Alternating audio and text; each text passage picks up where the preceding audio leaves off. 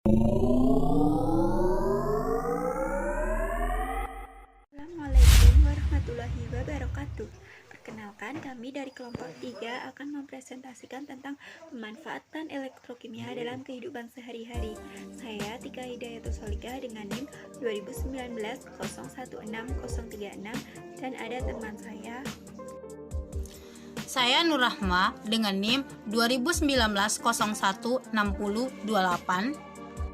Nah, sebelum kita membahas tentang pemanfaatan elektrokimia, mari kita simak terlebih dahulu apa itu elektrokimia, sel volta, dan sel elektrolisis. Elektrokimia adalah ilmu yang mempelajari aspek elektronik dari reaksi kimia. Elektrokimia dibagi menjadi dua kelompok, yaitu satu sel volta dan yang kedua adalah sel elektrolisis.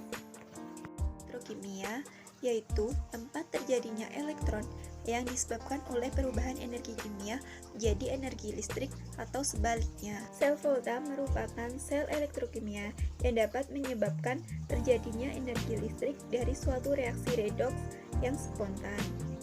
Sel elektrolisis merupakan penguraian suatu elektrolit oleh adanya suatu arus listrik untuk menjalankan reaksi non-spontan. Sel volta dalam kehidupan sehari-hari adalah dibagi menjadi sel primer, sel sekunder, dan sel bahan bakar.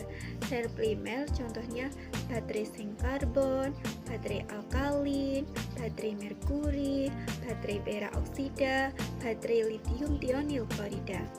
Sel sekunder contohnya aki atau baterai PB, baterai NiCd, baterai NiMH, dan baterai ion litium. Sel bahan bakar contohnya animasi sel. Kegunaan sel elektrolisis dalam membantu kegiatan manusia dalam kehidupan sehari-hari.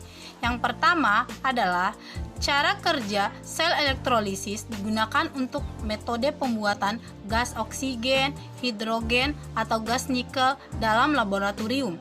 Yang kedua, digunakan pada proses penyepuhan logam menggunakan logam mulia seperti emas, perak, atau nikel. Dan yang ketiga atau yang terakhir adalah dimanfaatkan untuk proses pemurnian logam kotor. Logam kotor diletakkan di anoda, sedangkan logam murni ditempatkan di katoda. Untuk contoh pemanfaatannya, kami melakukan percobaan mengenai elektrolisis air garam dengan elektroda pensil.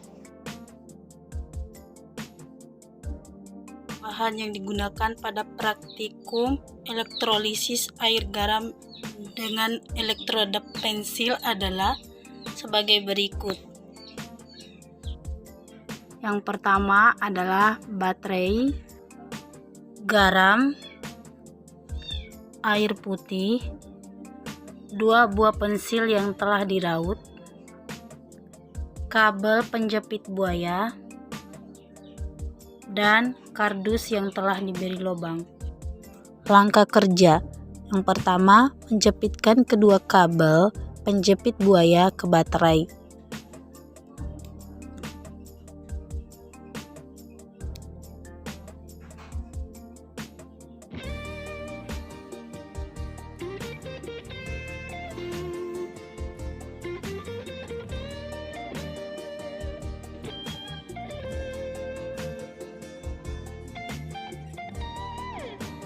Yang kedua, memasukkan garam ke dalam gelas yang berisi air, lalu diaduk.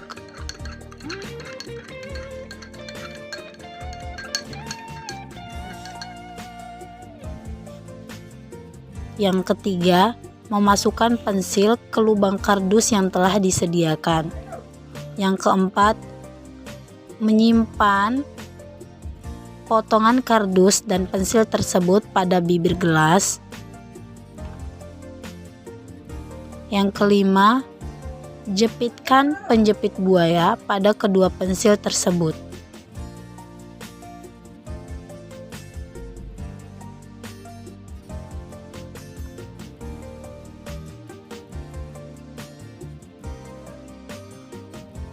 Yang keenam, amatilah perubahan apa yang terjadi.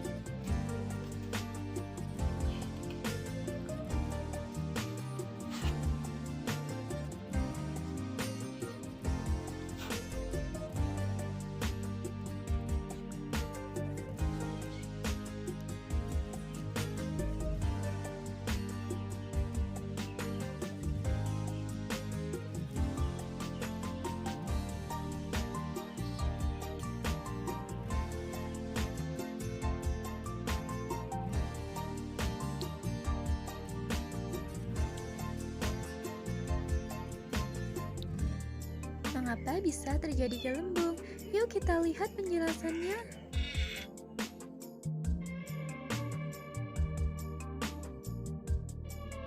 Larutan elektrolit yang digunakan adalah larutan garam. Pada larutan garam ada NaCl yang terdiri dari Na+ dan Cl-.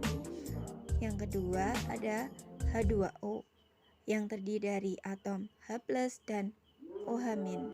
Pada elektrolisis tersebut akan menghasilkan gelembung-gelembung yang terdapat di anoda dan katoda.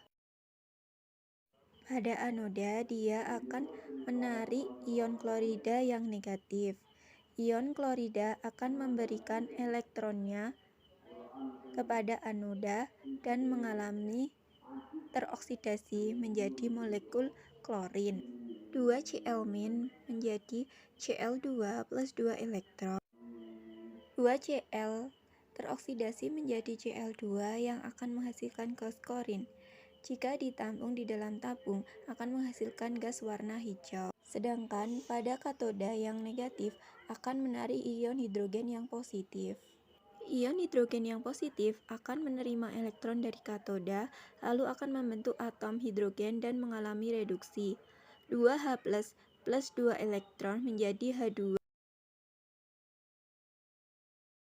Dari hasil reaksi muncul gelembung hidrogen. Jika ditampung dalam tabung dan dibakar, akan muncul bunyi pup.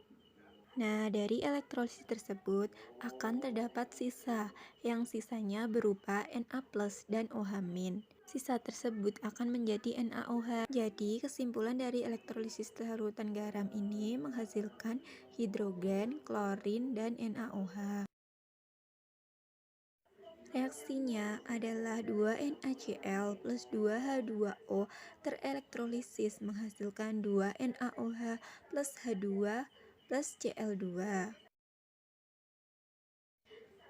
Setelah elektrolisis akan berbau seperti kaporit karena terdapat Cl2 yaitu klorin yang biasanya dipakai untuk kaporit dalam penjernih air dan kolam renang.